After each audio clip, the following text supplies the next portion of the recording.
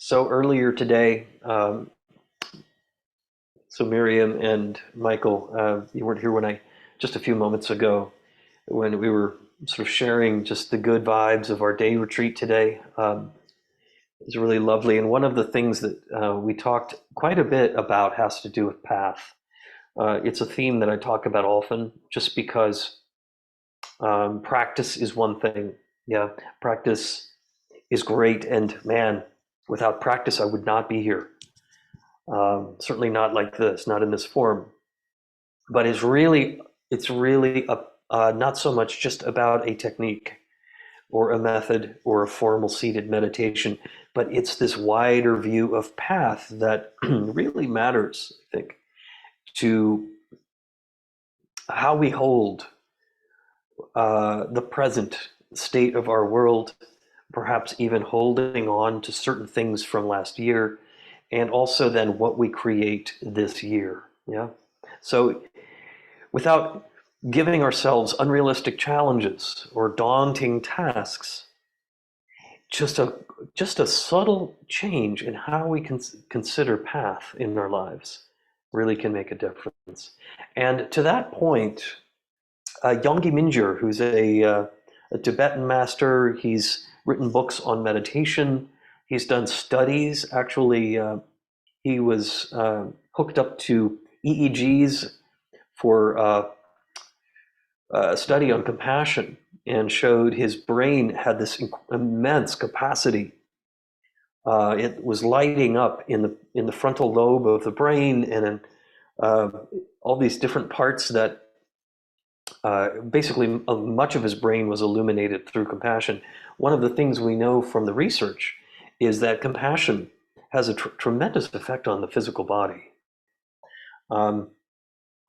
Really auspicious. It even lowers inflammation in the body and bolsters immunity. So we can actually grow gray matter in the brain by cultivating loving kindness and compassion. The brain can actually get bigger.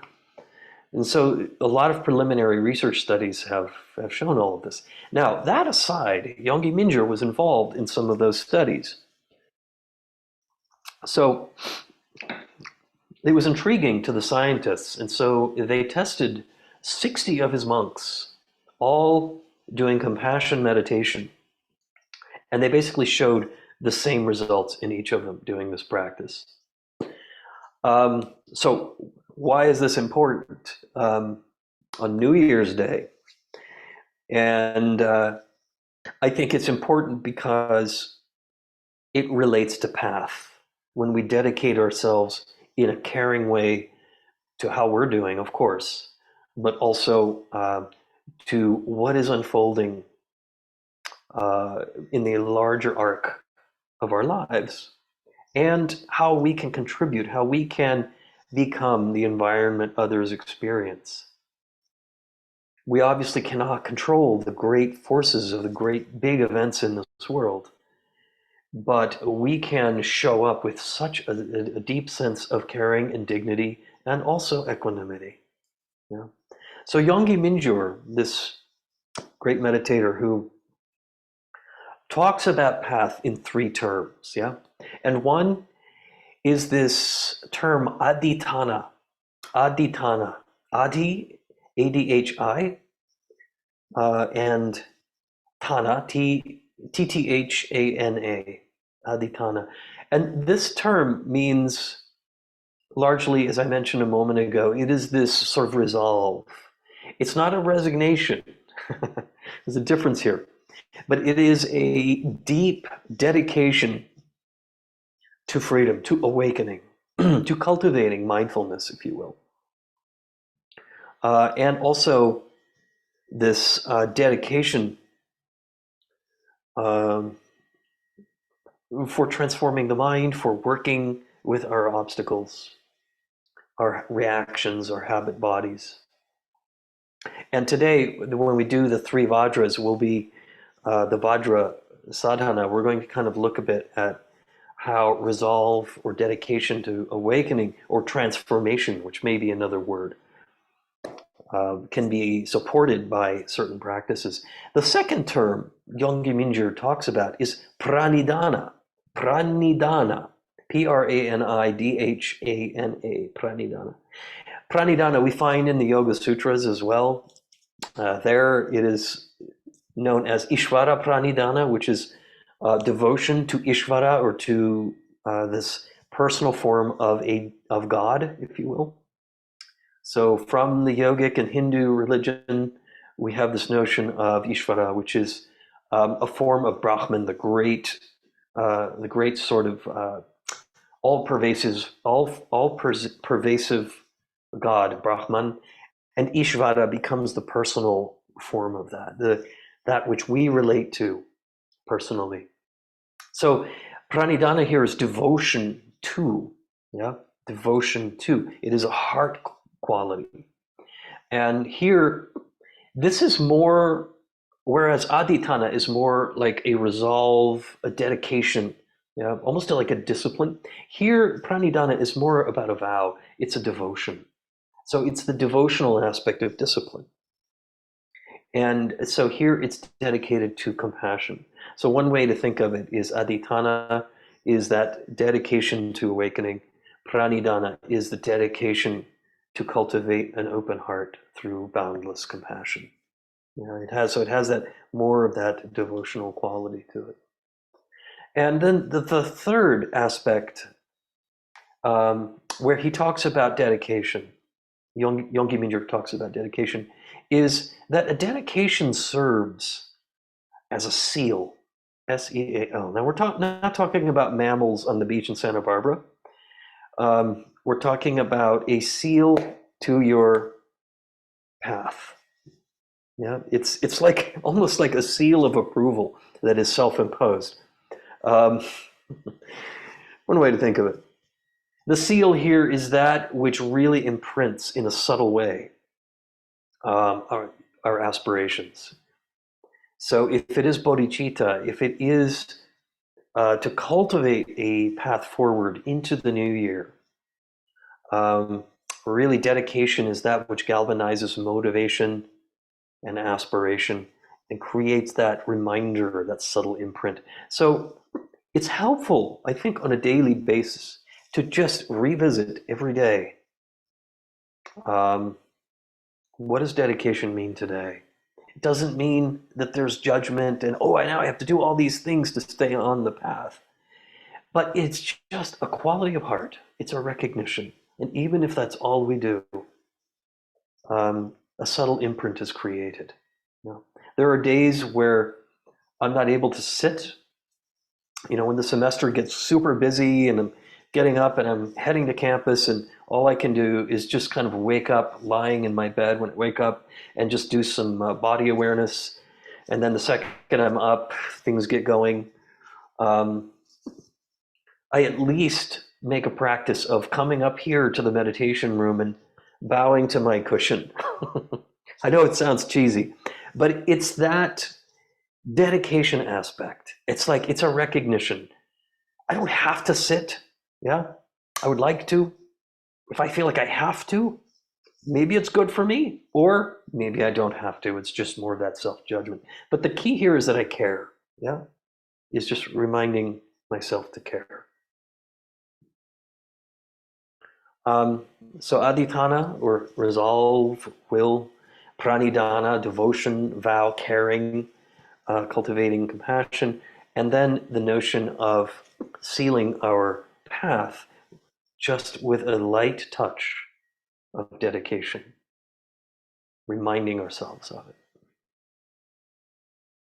I think that the mind can easily hijack a lot of this, the shoulds and the intellect, and oh my gosh, now that I'm thinking about practicing or path, there's all this stuff that I have to do or that I want to do that I can't.